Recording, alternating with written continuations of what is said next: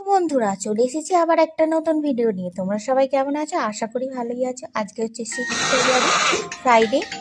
সেরকম কিছু আমি ভিডিও ক্লিপ কিন্তু এটাতে তুলিনি। জাস্ট ওয়েদারটা দারুণ ছিল, রোদ যেমন দিয়েছিল সেরকম ছিল, হাওয়াও দিচ্ছিল। পুরো একটা রোদ ঝলমলে দিন যেমন বলতে গেলে। এই ওয়েদারটা কিন্তু ভালো লাগে, হালকা শীত হালকা গরম।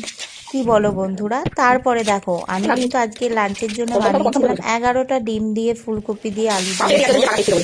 জাস্ট এমনি দেখো, এই জায়গাটাতে কিন্তু আমার ঝোলটা ধরেনি, তাও কিন্তু আমি আস্তে আস্তে ওটাতেই রান্না করেছি। তারপর দেখো আমার এই নিচের গাছ, ফুল গাছগুলোতে এই ফুলগুলো ফুটেছে, কি সুন্দর দেখতে না, কালারটাও দারুণ। তারপরে আমি ওপরে এসে খেয়ে নিয়েছিলাম একটা কমলা লেবু।